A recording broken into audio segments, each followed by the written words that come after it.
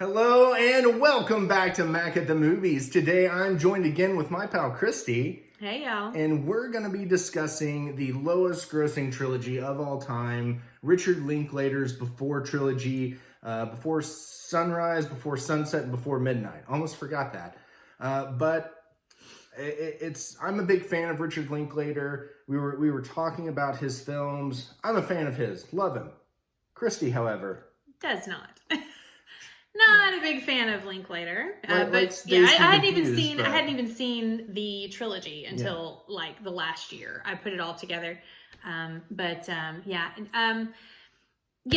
Confused. Yeah. Everyone loves Dazed and Confused because it, to me, does not have a true Linklater feeling. It just does not. It feels like he had a little hand holding, like maybe he had a little direction or some influence by a producer, possibly. I don't know. But anyway, it just has a different feel for me altogether. Like, I wish he had continued to make those films as opposed to the other ones. School of Rock. I wouldn't say that's close to it. But I hate to say that because I love Jack Black, but I hated School of Rock. I really did. But yeah, and then what was it?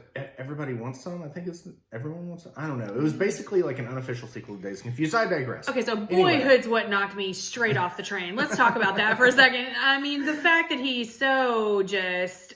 20 years. How long was it of casting? 12 years. 12 years of cast something. I don't know. They're just so self-indulgent, and it seemed like some big, huge experiment. But to me, it just, it's just still Linklater being like, oh, awesome and I thought about doing this, 12 years ago. Anyway, I digress. We're gonna stay on point with the trilogy here. I promise. I'm just not a Linklater fan. But we were talking about like dialogue-driven performances. And I discussed, again, loving Richard Linklater, and I personally love I'm looking at the wrong side of the camera again. I'm so used to it being around. Anyway, I'm so used to Richard Linklater's form of dialogue, and I'm a huge fan of Kevin Smith, and he was greatly inspired by Richard Linklater. So it's whereas sort of I am more of a fan of the school of Tarantino when it comes to dialogue. Aaron Sorkin, I prefer a much more banter-ish type of dialogue, whereas Linklater has an extremely formulaic way of doing things that way. Dialogue, but needless to say, we had quite the argument one time about that over the phone, and which we won't talk about that. Sort of brought all this to fruition. So, but we're gonna kind of just talk about these movies. I again absolutely love them, and I can see all the areas of frustration Kristy gets out of these movies, and I feel so like especially after rewatching them, the character of Celine alone made me want to pull my hair out in so many instances, especially in the last film. Yeah. But it's a lot of footage. So it's a lot of footage. It's a lot of talking. And I think that, again, not to really talk about actors or directors very much, but I feel a certain way about Ethan Hawke. I think he's an extremely talented actor. And I feel that Julie Delpy pretty much was just amplified by his acting. Yeah. I feel like he kind of lifted her, held her hand again. Not talking about hand holding, but I just feel like he has such good chemistry. I feel like he always has. He's an everyman. I think he's nothing special. Wait. In case Ethan Hawke ever sees this, you're perfectly special. We're not trying to do that, but you know what I mean? Like the traditional hot guy, Brad Pitt, whoever, all those guys. He's just not traditionally that, but I feel like he has such a great acting ability that he stands up against Angelina Jolie and Gwyneth Paltrow, these beautiful women, in movies that he's been in the past, that he really, has a way with chemistry. And I feel like he really did carry now, Delphi. Like I will also have to say that I think Delphi was cast based on her Frenchness. Her Frenchness, of course. They did this film in another country, I'm sure for tax credit purposes, things like that. Being based on Linklater's real life experience, just exaggerated a little bit more. In Chicago or Boston? I think it was in Chicago. I think. I think that Delphi has a great acting career in the French scene. I haven't really seen. She has seen some American, any of, she has some American stuff too. I think Yeah. she's currently in something in a series or something, but not a fan. I'm not a really big fan of her acting. I really feel like she's just, it's kind of a token. Hey, I'm French. Yeah. This makes me sound really cool, and I feel like that. Not to hit on Linkletter a lot, but I really feel like that was why not Chicago? Because it's just not as cool. Yeah. It just doesn't seem as cool, and I've got a problem with that. I mean, we go to Vienna, right? Yeah. And we go to Paris, and we go to Greece, and I mean, while that's all extremely interesting, it's just not enough for me to love the trilogy as much as I could. I think one thing I did like about that though is, and I don't want to throw too many other films into that, but that just got me thinking. But there's that it's like a mini series that they jumbled into movies, The Trip. I don't know if you've ever seen that, but they had that, like the trip to Italy, the trip to Greece, and trip to somewhere else. I can't remember, but I kind of enjoy that vibe, and I think that's what these films gave it. But not liking Linkletter, I just always just think of it as this is just a way for me to make my film interesting, because I'm not that big of a fan of the dialogue. Kind of what got me in it anyway was probably Ethan Hawke. Yeah. And I'm not like a member of the Ethan Hawke fan club or anything crazy. I just feel like he's a really good actor. And again, we talked about our top 10, or even top 20. I wouldn't put Ethan Hawke in either one of those categories for myself, but he's a really good actor. And I feel like that's probably what brought me to even watch them in the first place was, hey, I've never done this. Let me watch these. And then, to start with Before Sunrise. Yeah. I felt like it was the most interesting of the three. Of course, we're being introduced to the characters, Celine and Jesse. James. His name is James, but his friends call him Jesse, which I thought was, that's very original. And zing. And so we begin with them, and this is kind of where I think that we're both going to have to begin to have the discussion in regards to foreshadowing. Yeah. Because the movie starts out with this German couple arguing on a train. And you see, you get introduced to Jesse. Are they arguing or are they just German? They're arguing. Germans do sound very aggressive. It sounds very aggressive. It's a very aggressive language anyway. But they're clearly in an argument. Clearly married. Or clearly a couple, clearly having an argument. Yeah. So you get that, and then that's where you get the connection between, because Celine's sitting right next to the argument. She gets up and moves next to Jesse. And then she ain't having it. Yeah, she the couple leave out of the train and go to a different car, and that's when Jesse and Celine start talking. So that's when that sort of begins.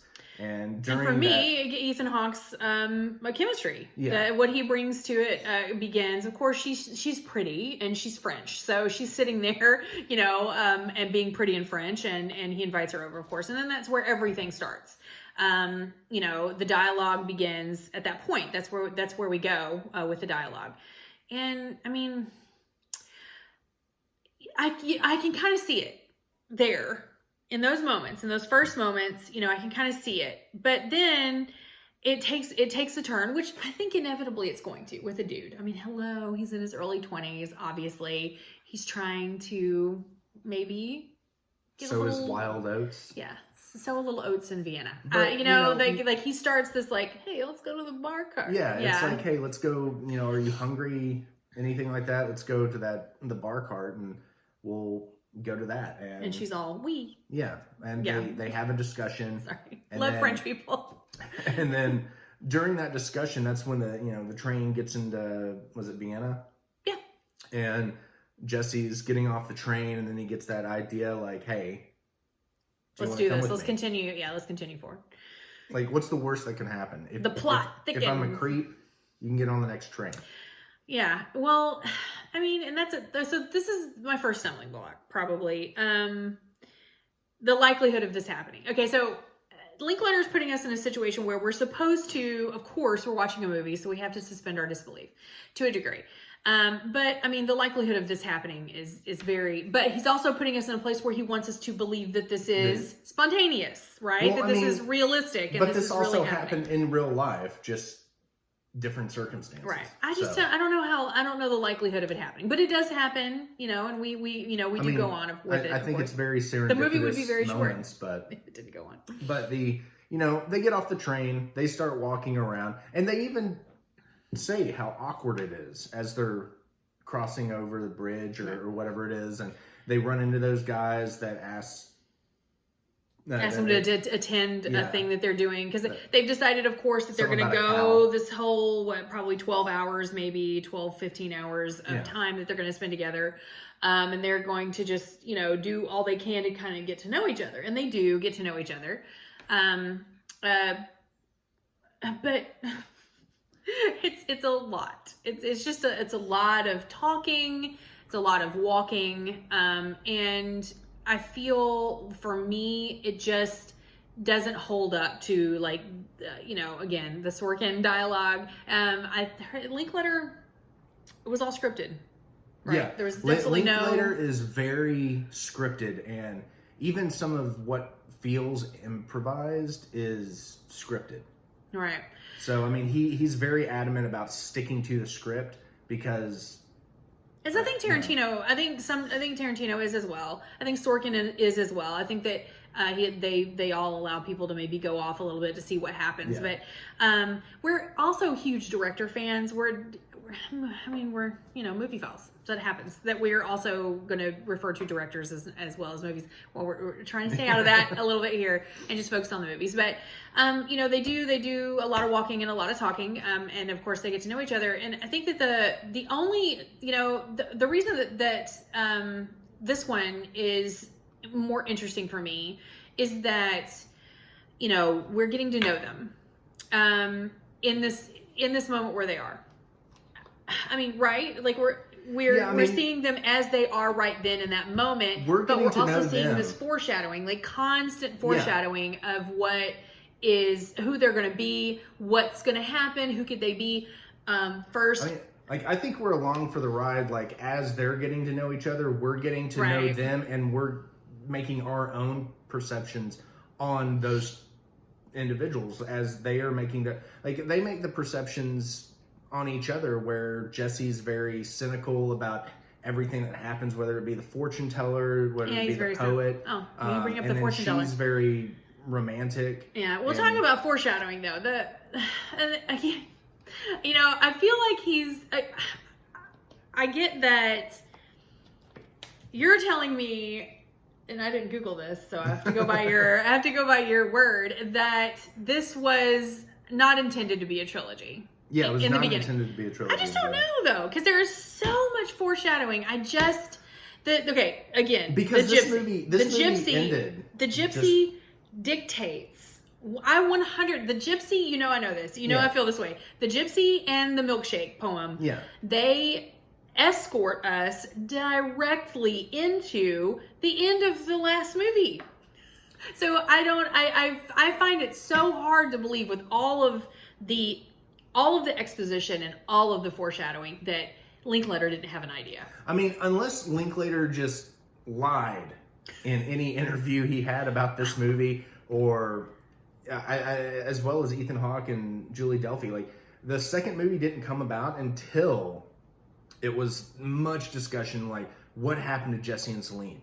We want to know, did they ever get back together? And eventually Linklater, he got with Ethan Hawke, he got with Julie Delpy, and they wrote it. Right. But what happened? Sunset. What happened to Celine and Jesse? I mean, that's like the definition of Sunset.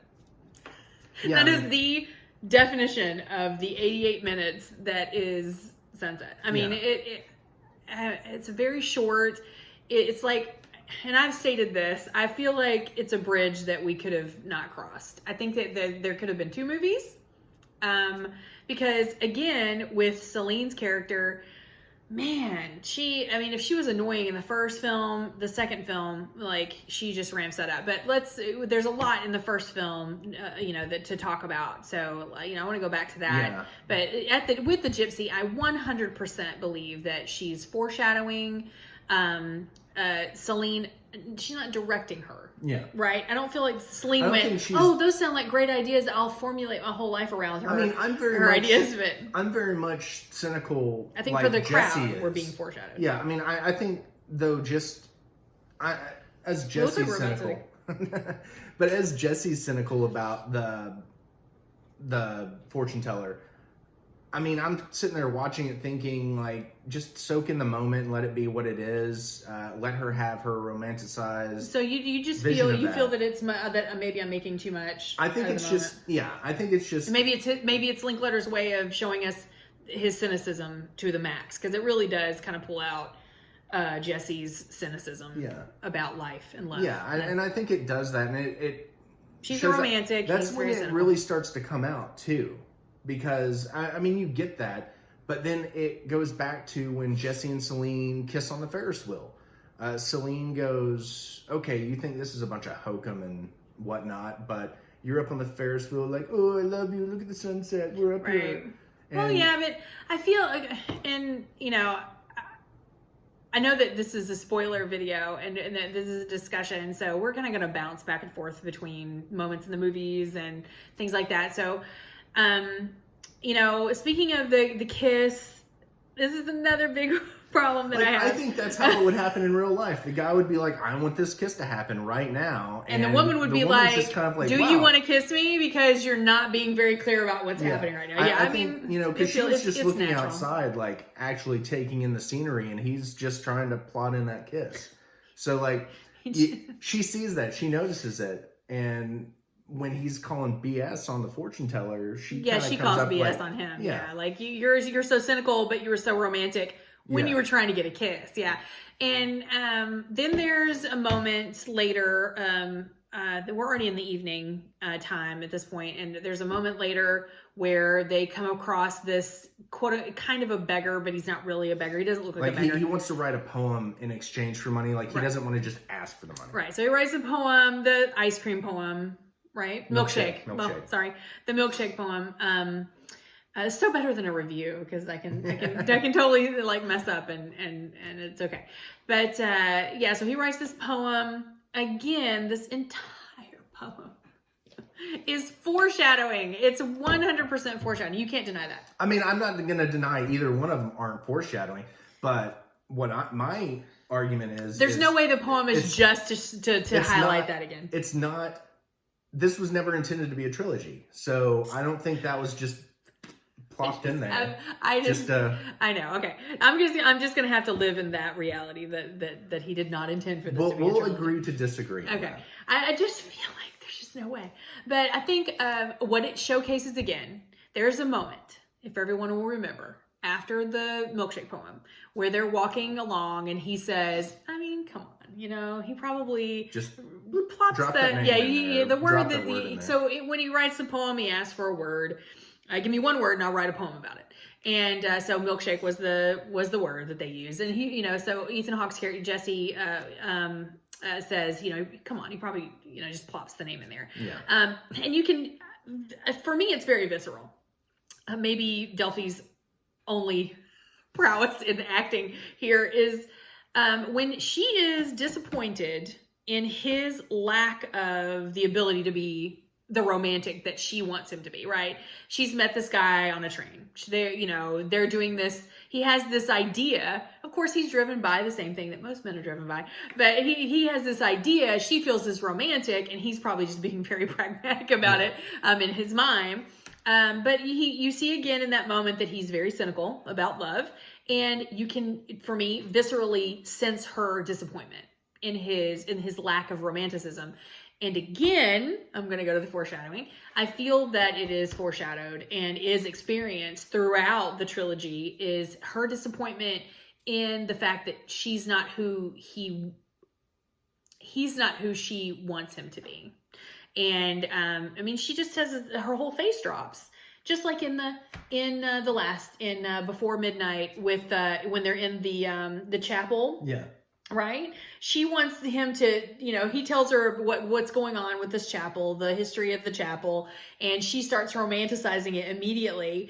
And he's, well, actually they take a little bit of a turn. I'll give Linkletter that. They do kind of, in Before Midnight, they do take a little bit, they take on each other's, of course, they're married. Sorry. This is a spoiler. They're not married. Oh, they're not married, but they're together. They have children. Sorry, they're committed. They're in a committed relationship. And so in committed relationships, sometimes you take on the personality aspects of the other person. And I feel that Linkletter did work that into the third film, because when they're in the chapel, it actually is him that is disappointed. Yeah. Okay. I just had a light bulb moment. I totally just didn't even think, I didn't even remember that. But anyway, in the first film, she's disappointed that he's not as romantic. And I think that's very pronounced in the second one, in Before Sunset, for sure. I will like to say, because it's something I wanted to touch on, but keep forgetting, but the moment in the record store when they're actually...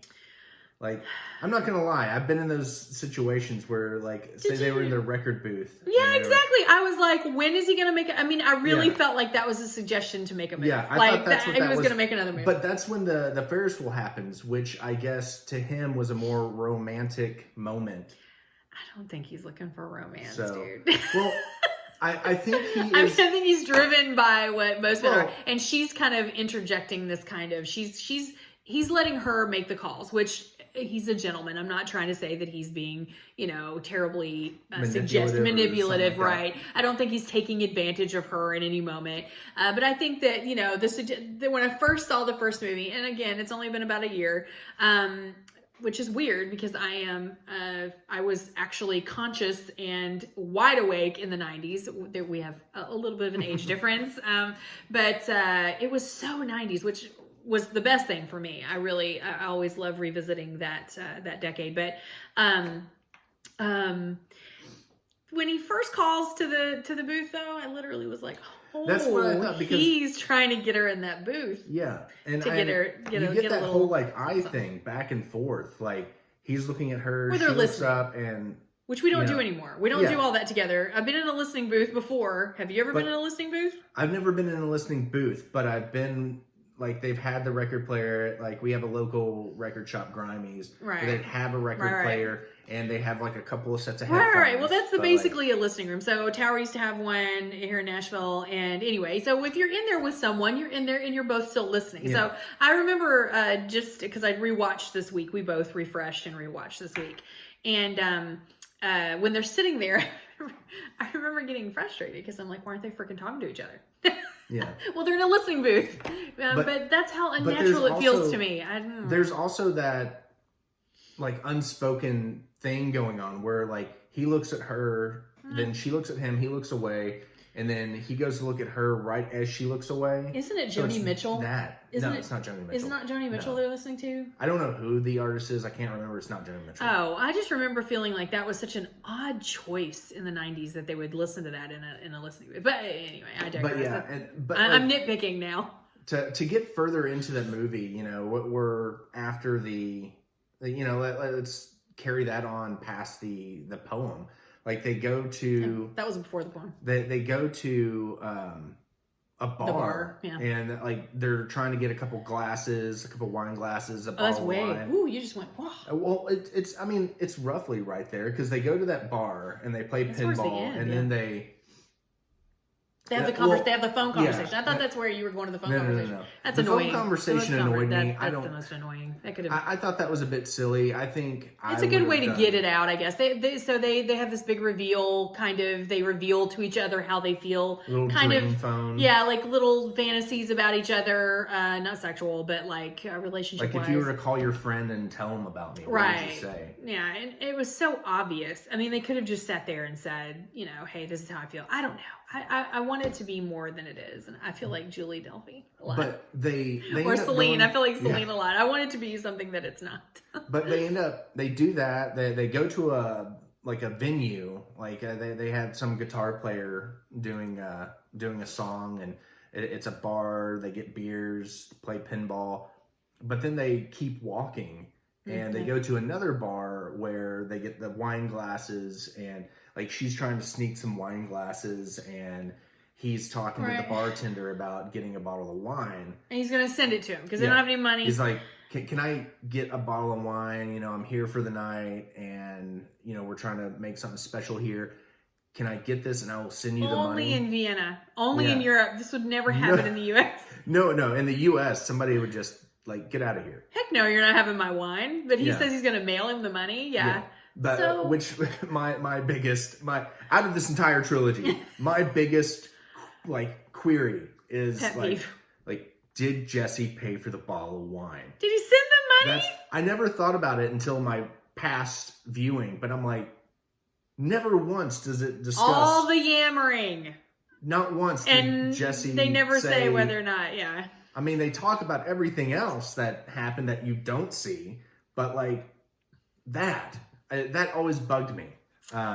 It's true. Now, so we never know. Think about it. But, we never know.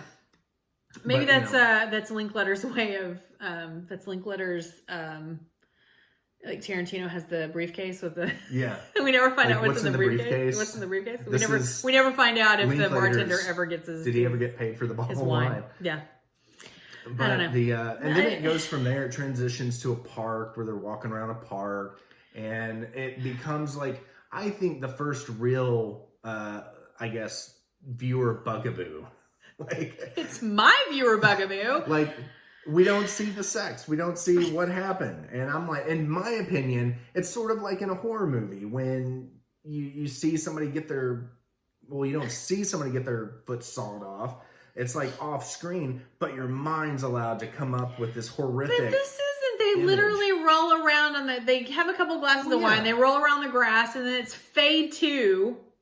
And then it's fade to the next morning. Yeah. Which, fine by me. I mean, I feel like it gives you the will to run with whatever story you want. It's too much. It's too much will to run. It's too much left to the imagination. Considering we get the bomb drop in the second film. Oh, I'm going to bring something up later that I think is going to go back to this.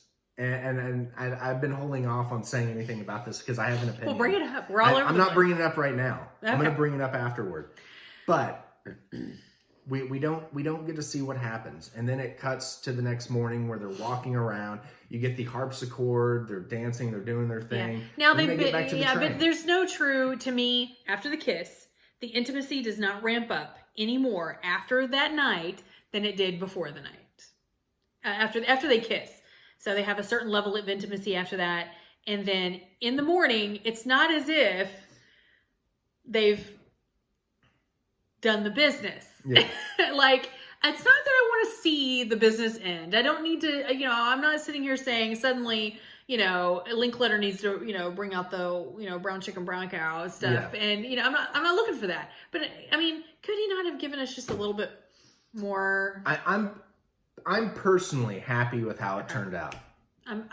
This is another point at which we digress. Not digress. We're constantly digressing, but another point at which we contest each other. I really just feel like it could have been more. But then it would have been more plainly. Transitions into the ending of the film, which I feel you get the audience gets what they want in that ending. 100%. I have said this. I said this week. I said it before, that the ending to me is where Delphi shines. I feel like the last 5 to 7 minutes of the film, when they're at the train station and you have this sense of, at first it's kind of this like, I guess we're gonna part now, and then suddenly it becomes very urgent. They get a sense of urgency. Of course, they make an announcement that they're boarding the train, which I can only imagine because it's in another country and I don't know what they're saying, but they make an announcement. They get a little bit more urgent, and they kiss, and it feels very earnest in that moment. It feels the acting just in the last 5 to 7 minutes just really picks up. And you really get the feeling that, okay, something's happened. They both have felt it. There's obviously chemistry. They want to continue forward.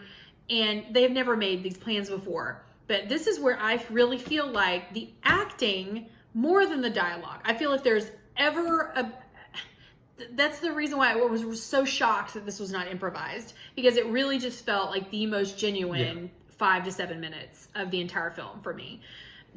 Again, and you get that last minute, like, let's make a plan to come back. Like, they make that plan that they'll be back in, 1 year, or no, 6 5 months. months. 6 months. Yeah, 6 months. We'll be back in 6 months, and we'll meet right back here. And then that's basically, that's part ways. They agree. They part ways. They don't exchange phone numbers. They don't exchange addresses. They agree to meet back there. That exact same place, at a time and a date. Yeah. That's I would like to say that's where we pick up. That's in the second film. But that's the movie. Yeah, that's the end of the movie. The second film, ideally you would think the second film would pick up from there, but you get that. It doesn't. I think it's like a 7-year gap in between each films is what the ideal is. Or 7 or 8 years. I think it's like 7 years, because the first one was in 95, the second one was in 2004. Okay. So that's kind of a jump right there. But he's written it. So of course now again here comes the what have Celine and Jesse been up to? And it's literally for me 88 minutes of catch up. That was the drive for the second film, was that so many like diehard fans wanted to see what happened with Celine and Jesse. So apparently that's where that was the catalyst for the supposedly for the sequel. I'm sorry. But again, I ain't buying it. But again, this wasn't even supposed to spawn a sequel. And this one left more questions to be asked.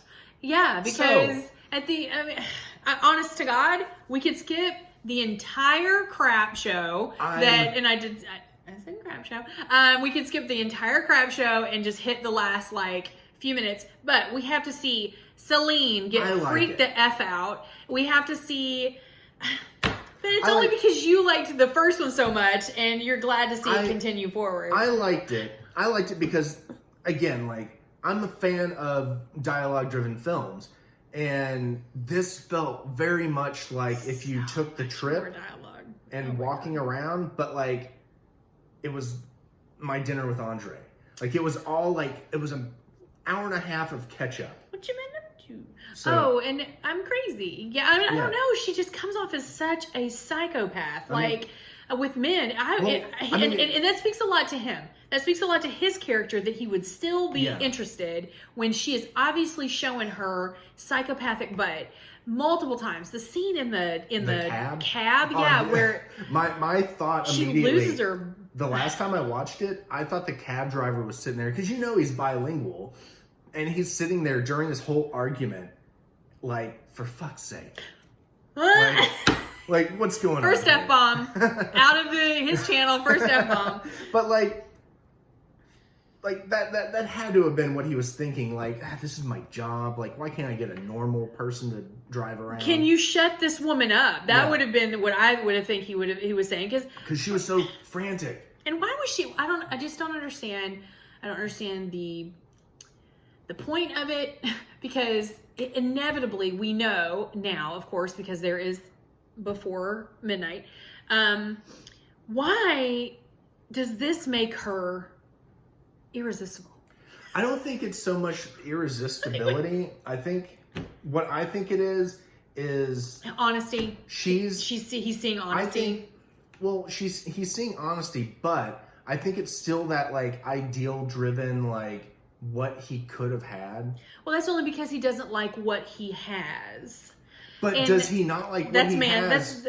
Does he not like what he has because he knows what he could have had? I don't know. So, and what I don't like about... now I feel like we definitely are giving Linklater way more credit than he needs. When I first started watching this movie, and you get that whole, did you show up to the train station? And yeah, I'm sorry, She mentions that she didn't show up to the train station because her grandmother died. And she's like, well, did you show up? And he's like, no, I couldn't. She was like, but I would have shown up if I could have. Why didn't you show up? And she gets mad. At first she's like, oh, I hope you didn't show up because and she has an hour or so to think about it. But you get this idea that the entire time from that moment when they have that discussion to the moment in the back of the cab where she's going complete lady psycho, that she's had this time to build up her issue about that, and the issue that, I mean, let's face it, she was the romantic in the first film, so she really added probably a lot more emotionally to the entire 15-17 hours they spent together than he did, and that may be why he didn't show up. Yeah. At the 6-month point. Well, he did show up at the 6-month point. Oh yeah, that's right. I'm sorry. I mean, he did show up. Oh my gosh. Okay, because so he had to but borrow he did like a bunch of money right, from his dad. but she didn't. Yeah, she had the funeral. She got mad because he told her that he didn't show up, but he did. And then when he did, she was like, "Oh no," and just like laughed it off.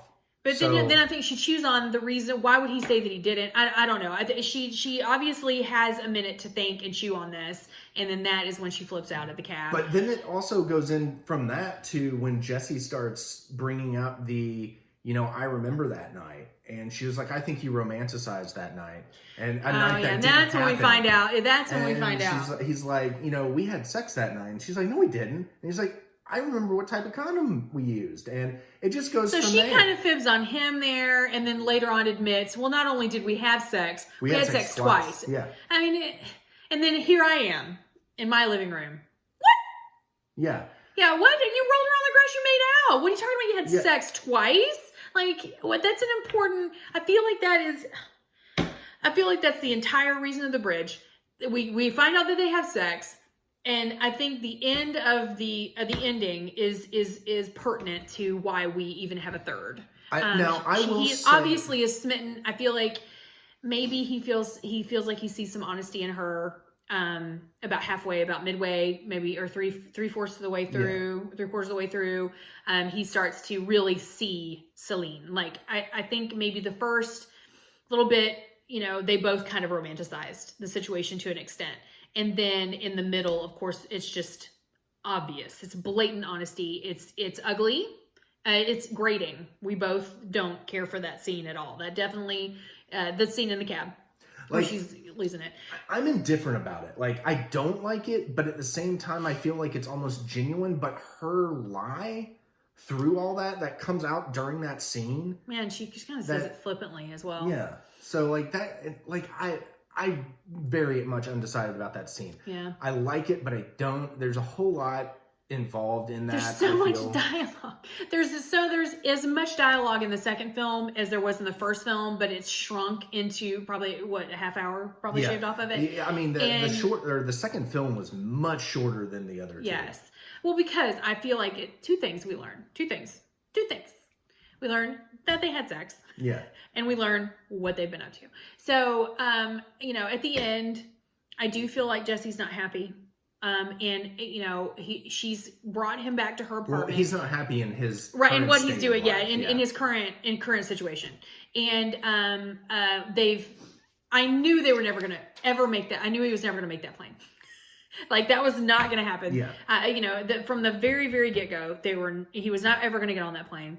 And so he's sitting there in her apartment. And he does get cynical again, where she sings him the song, the waltz. Well, I was going to say, she starts to kind of show. Just drop that name into every. Right. So that harkens back.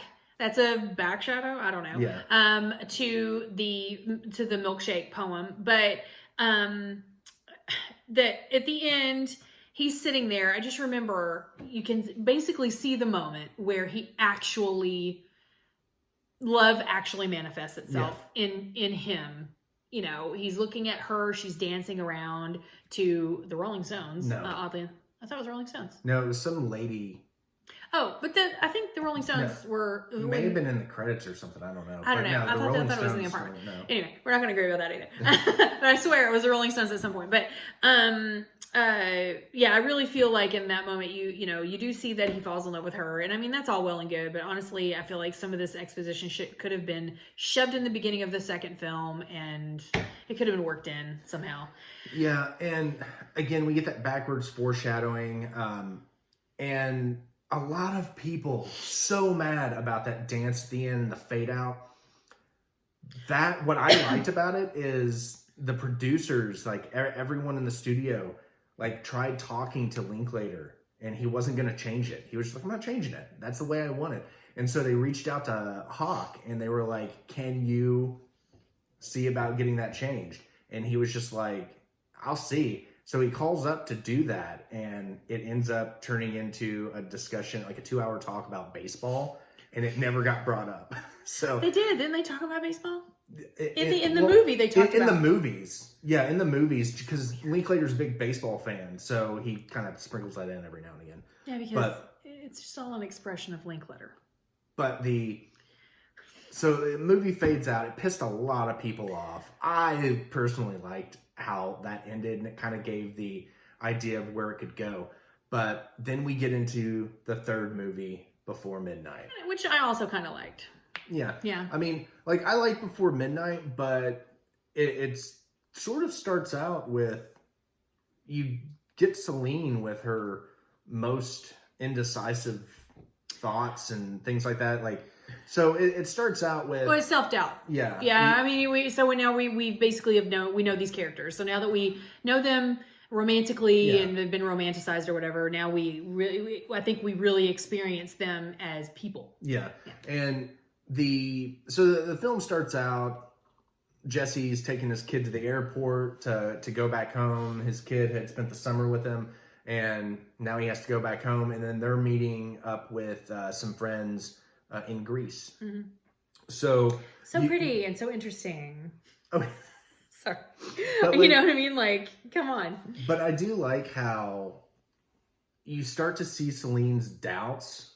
Not so much doubts. It's like she has this like weird, like she's trying to be confident about things and have this drive.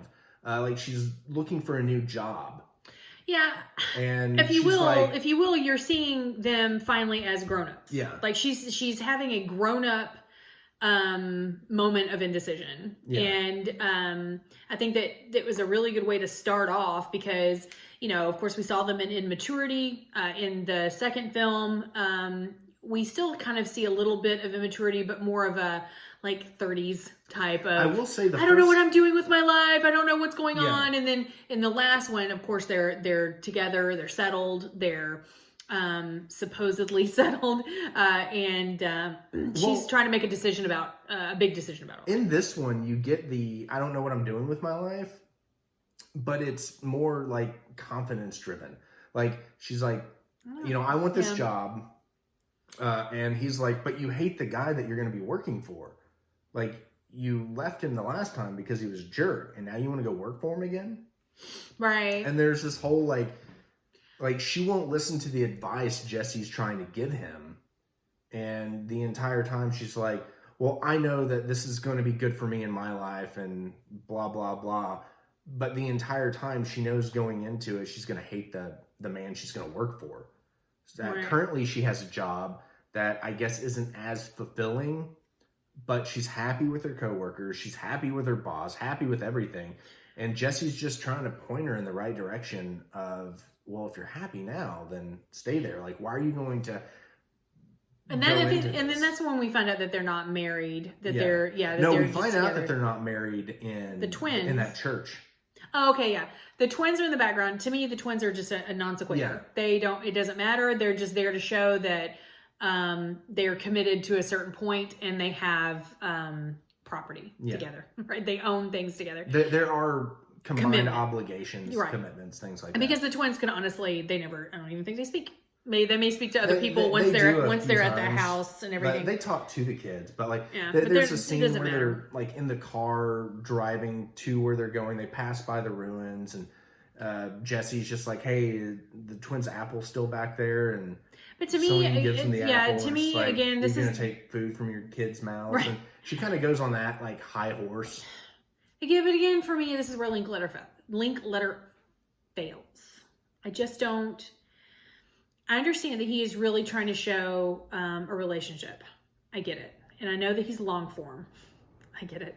I think we all get that now. But I think what Linklater shows is that neither one of them changed. No, I mean, I think that I don't think they've changed at all. I definitely feel like Jesse changed. I don't think he's changed. What I think Jesse has done... Where's the cynical moment? Where's the cynical moment in Midnight? what I'm trying to say is I don't think he's cynical anymore. Okay, so he may not be as cynical, but I think he's in love with her. He's in love with wife. He's in love with his children. But he still sort of just lets Celine, like, I guess, live freely however I think that she you wants. have to. I mean, with her character, you know, of course, you know, they know each other better now, right? So we have to know that. But I really just feel like this, you know, again, long form love story, but it really feels to me more like a separateness between those two characters. Like Celine, her trajectory and his trajectory, while they're on the same path, I don't know. I still feel the separateness. You know, I really honestly feel like the only time I feel like they are like super together are the last moments of the first film and probably the last moments of this film. And I know that it feels like in the last moments of this film that there could be, that they're on a precipice. Yeah. I don't feel they're on a precipice. I feel like if you look at her face, and this may just come from... You see that change in her face. Right, but the change in her face is, I love him, I see his point, this is going to go on. Like, I don't feel that they are, I don't think either one of us feel that that's an ending. That when the movie ends, it's the end of their relationship. I don't feel like that's what's happening. But again, I feel that Linklater fails in, you know, of his own words. This is supposed to be the tale of these two people, of their relationship. And I really earnestly feel like I am really just getting to know two people. I don't feel like I'm getting to know the relationship. I just don't. It's annoying. I want to root for them. I want to feel good about it. And I just end up being like, well, I mean, that's my relationship. Well, I think I want to escape in movies. I don't want to experience my own relationship. I don't want to experience life in BS. This, I think that it's very much like they caught their dream and now they don't want it anymore. Ugh, I don't know if they don't want it. Okay, I think let me just say. I think they both still live in their ideals of what their relationship should be. Okay, I'm a romantic. I mean, I'm a romantic, but I'm cynical. Yeah, I feel like we're right, but I'm not. I'm pragmatic. I don't think I'm cynical, and I feel like even I think my attitude maybe toward Linklater feels cynical, but it's only because I feel like he misses his own trajectory. He misses his own point. And I feel like he's on it at a certain point. And I feel like Sunrise most certainly was on that. And then I feel like Sunset veered him way off course. And I feel like he follows the veered off course throughout the rest of Midnight.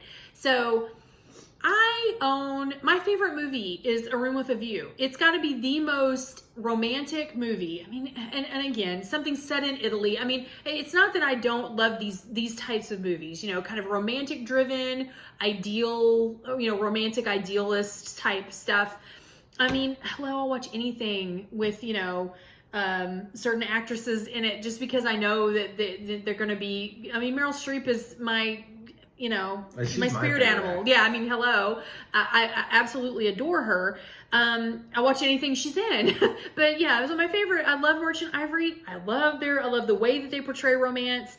The whole thing is romantic, from the background to the whatever. I just feel like he puts these two people in these beautiful places, and it's all set up to be a thing. And I'm going to take on Celine for a moment.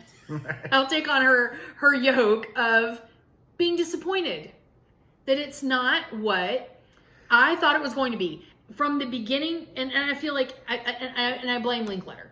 I think that going into that, I think she's getting exactly what she wanted, but she's started to find that. I think he's getting exactly what I think, and he's leading her. He's leading her. Yes. He's definitely leading her. But like, I feel like she's starting to see love as an inconvenience because she's going after the job. She starts talking about everything that she does when they're in the hotel room later. And I think she's pulling the same old Celine crap. I think it is that she is let down because it is not what she wants it to be. So much so that she idolized the love that she had with Jesse, so she could never let all those relationships that, you know, they got in an argument in the car. He's backshadowing. Backshadowing. They got into the argument. If you've in the gotten car. this far into this, certainly you've watched these movies, so you know what we're talking about. But she's like, you know, I could never love these men because I always had this romanticized vision of that night with you. And well, so, that's not his fault. Yeah, and she's like, you know, that we break up, they meet somebody else, and she's like, thank you for teaching me what love is. And she's like, why didn't they ever ask me to marry them? I would have said no. Because she knows how to love. Because she knows how to love. But I'm just saying, like, that's why I know in the end that they don't separate. I think that she's still in love with him. I think that she's just pulling her old bullshit. She's back on her bullshit. Towards the end of the film, you know, in the beginning we see kind of a different Celine, but by the end of the film, she's still same old Celine. She's disappointed that he didn't, you know, romanticize all the stuff that went on in the hotel, which we finally, I mean, we see too much, honestly. I really could have not seen her boobs for 20 minutes. That's one thing I wanted to get at. We finally see action. We'll go back. We'll go back to that. Oh, we will. I skipped forward a little. But so many people bitch. So many people complain about not getting to see the sex in the park, not getting to see the final kiss or whatever it was supposed to be at the end of Sunset. That Linklater put her boobs in it for 20 minutes. You get exactly what you wanted. I didn't want that necessarily. You get exactly the romance. You get the sex. You get the kiss. You get everything well, not that the you sex. want. They don't have and sex. Then, they start making out. It starts to have sex. They start married people making out. When you start getting what you want, that's when you see everything really starting to crumble apart. Yeah, the little onion. They cut the onion. Yeah, I mean, you see it happen throughout the movie. When the first real argument starts, when they're at the lunch table. And greet, like when they're at that lunch table, you see everyone's having a nice thing, and then it's like you start to see each other poking the bear. I feel like more so on Celine's side, like she kind of gets that like self-righteous, but you know, you do this and that and the other. Like she's throwing stuff in his face. I mean, everybody does that. But they break up the rest of the people at that table sort of like break up that fight. And what I think is interesting... It's not a fight. It would have been. Yeah, it probably would have been. I think it would have ruined the meal. But like the other... I believe it was the other couple kind of like stopped it. The one that's like in the same age range. They deflated it, yeah. But like, I think what's also interesting about As good friends will do. I think what's also interesting is that around that table, you see, in my opinion, what could be like alternate versions of Jesse and Celine's relationship. So you have the younger couple that is who they once were, and you have that couple that's like the same age, like they're peers of what they could be. And then you have like that older couple of what they will be if so long as they continue on a right path. Well, yeah, I never really thought about it. I mean, so the older couple, you think the older people are a couple? I don't know what they are because they both talk about their separate relationships, but I remember hearing the man talk about how, I guess, like he and his wife, like they're a couple in the sense that they're two people, but they're not a couple. Maybe they are. But maybe they just say it weird, you know, oddly. I don't know. They're Greek and it's all Greek to me. But I just feel like that was a good moment at the table. It's a real moment at the table, but again, I honestly just feel like even in showing their discourse, I don't know. They obviously make up. They get back to they've been offered a night in a hotel in Greece. Their friends they know someone or something. Well, they're the couple at the table.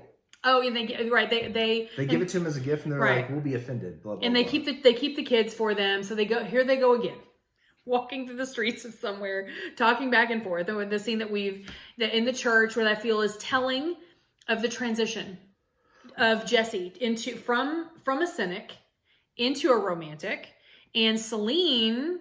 Because she has always been a romantic, I think it's easier for her to try to slip back into that, and for her vision to always be tainted by that. And I don't want to like dive quite so deep into her psyche, but it's easy for her to slip back into it. But I really do feel like Jesse changed a lot, and I feel like he took on, kind of her mentality a little bit. So we do a little walking and talking. It's not quite like the rest of the films. So that was a relief for me.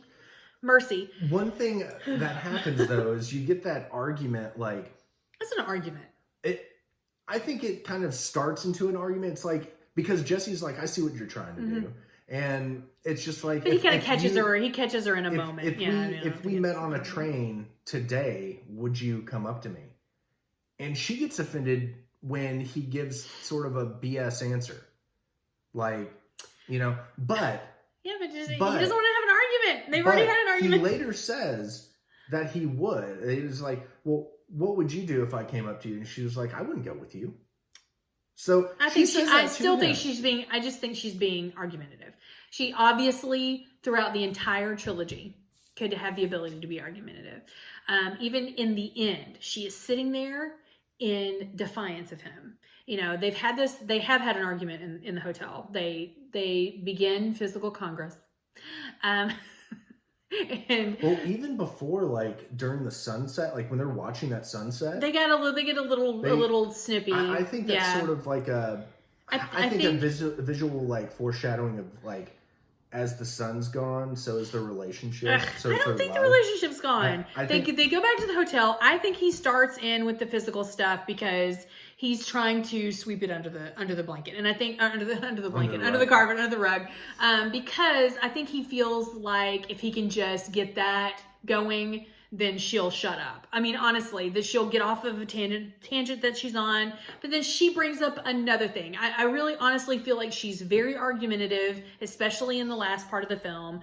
I feel like she is she's being combative with him because she's really trying to get him on board with this change in her life that she's trying to instigate. She feels like he wants to force her to move to the U.S., which I think is a bunch of BS. No, I think that's BS. He never says that. Well, he never says that, and he brings that up earlier. It's such a jump from we're together, we're in the car, here are kids, this is it, and then they're just so really in the same day, so separate and unknowing of each other. It's so bizarre. When they talk about it, every time it's mentioned in the movie, she mentions it. So much so that like when they're driving around in a car and it gets brought up, and she's just like, "Is this the end of our relationship? Is this when we're doomed? All that nonsense. Is this going to doom us? Yeah. Is this what's going to happen?" That's when you start to see like Jesse didn't blame her. No. He blames himself during that. Every time that gets brought up, it's a moment where he's blaming himself. He's not giving any blame to her whatsoever. No, he just wants to spend more time with his kid. And I mean, that's understandable. I feel like, here we are. He has a much more relatable character, and I feel like she just does not. And again, I don't know. Like, I think she's very selfish in all that, though. Right. Because she's very much like, I'm not doing it. Because I think she's trying to make a point. She's trying to start an argument through the entire rest of the film, so that he has to admit that she's right, and she gets to go forward with what she wants to do with her life. The final frustration for me is at the end, where I am. I think I've said it already, that it is not what I wanted it to be. I hate to be Celine-like in saying that it's not what I wanted it to be, but it just ended up being just another relationship. It ends up kind of feeling like, oh, well, this is every relationship. This isn't special. This isn't going to be different. This is going to be like I don't know. I felt like if he had a point, I didn't feel like that was the point that he was trying to make through the whole thing. And that's my problem. That is why it runs the entire trilogy for me, because I feel like the point in the beginning is not where they end up in the end. I think it was a very realistic approach to showing what the relationship was. But it changed so, and people change and things change, and I get that. It's not that Linklater is completely off the mark here, but I just feel like there has to be some cohesiveness, and maybe that's what made Boyhood easier for him, is because he could keep that cohesiveness, that consistency, with the cast and with the, he had this vision for the whole thing. Whereas this kind of, maybe he did feel, maybe it wasn't ever supposed to be a trilogy and it was very contrived. That's the ending that I feel like we got, is this contrivity, this issue where of course they're going to stay together. And it's not that I didn't want them to stay together, but it's that you can see the look on her face, again, the palpable look, right? Where she's disappointed, but she's going to hang in there. I mean, I think when he brings up the, like, you want true love and, like, you just can't see it, then you're blind. And then he tries to, like, coerce her with that story about the time machine, and she's like, I would never talk like that. Right, but, but they can't go back. But after that's unrealistic. That's acting like Celine. And he's just like, then you're blind, whatever. And he just sits back, and then that sort of like intrigues her a little bit. And but because she gets her way. She gets this look on her face like, I have pissed him off to the point where now he has reached a point where we both have to admit that this is where we're at.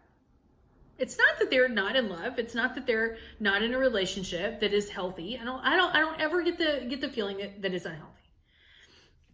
You know what I mean? They argue. People argue. It's not unhealthy to argue. I mean, well, that argument, like that part of the argument really starts when, was it Hank is the name of Jesse's kid? Right. When Hank calls in and they have a familiarity that he doesn't understand. Like, he's just like, let me give me the phone. I want to talk. And, she hangs up and, passes along like, oh, he's doing fine. Well, because she treats it very casually and he treats it, she's being very French. I don't know if you know any French people, but they're very casual about other people's emotions. And it really anything, like they're supposed to be this romantic group of, this whole country of romance or whatever, but they're actually very flippant about most things. And they tend to hurt each other's feelings like a lot. They hurt other people's feelings. I think that's why Americans get that idea that the French hate Americans. No, it's because we're very, touchy. Yeah. And they treat everything very flippantly because nothing is forever. Just like love, right? Well, love, the romantic ideal that we as Americans may have, or that I don't want to speak for Jason, but we as that I may have is not necessarily the French ideal. Yeah. And, I just feel like it should have ended differently. I felt like that they could have taken it in a different direction. He did not. That is my problem with the trilogy. It ruins the trilogy for me. Delphi's performance does not help at all. I mean, I think it does well for the trilogy because it ends before midnight. And it ends on what I liked. It ended on. But that's like saying the Truman Show ends with. I don't want to ruin anyone's. I like how it ended on a down note. Like it didn't have to have this, thing. But somebody's at the door. Okay, so right. So hold on. All right, sorry, Kristy had to get the door. But, oops. But yeah, we are in my house, by the way. This isn't Jason's normal because it is. Just very cold. Well, no, it's very cold. It's very cold. Yeah, it's very cold. I do all my filming in a shack. In the back. A shack in the back. But it's nice because he has the green screen and everything, but I have a couch. Anyway. But all in all, like, the trilogy, I like it. I think it provides a very honest representation of, it's not that Hollywood romanticized what love is. So that's why I liked it. And that's why I didn't. It doesn't have to be handed to me on a silver platter, but I just feel like the trajectory that the path that Linklater had them set on in the beginning of the film, I just feel like he misses the mark with the whole thing, and I really feel like that again, to make my point. I think that's what kind of. I am never going to tell anyone what they should or shouldn't do, what they should or shouldn't watch. I try not to be that person. That's my doorbell. I try not to be that person, so I'm not going to tell anyone. If you've gotten through this whole thing and you've never watched it, by all means, go watch it. But I will probably never watch them again, especially after my last rewatch. I will rewatch it over and over and over again. The Criterion Collection did a release on it, which shocked Kristy. She didn't realize that. I could not believe that Criterion took that up. But I mean, Criterion's got quite a few of Linklater's films in the collection. But you don't make this point with me. But I love it, especially like the bonus features and everything like that. I absolutely love. So that gives it to me. If you got a chance, check it out for sure. I recommend this trilogy wholeheartedly. I do not. No. Watch what you want to watch, by all means. But I do. I would not watch it again. For sure. Yes. So everyone out there, thank you for joining us in this video. Kristy, thank you for joining me in this video. Thanks for having me. I hope you guys enjoyed it. We talk all the time. Yeah. We talk constantly about film. We talk constantly about direction. And it exposition. all started when we worked at a movie theater. Oh, we did. We met at a movie theater. Yeah. And she met her husband. At I did. I met my husband Brian at a movie theater, but we wanted to get this out before Valentine's Day because this is again a love story. Yeah, I'm gonna drop it on Valentine's Day, but Happy Valentine's Day. Happy Valentine's Day, everyone. So thank you for all stopping by. Kristy, again, thank you. And as always, be good to one another, and I'll see you next time. Bye.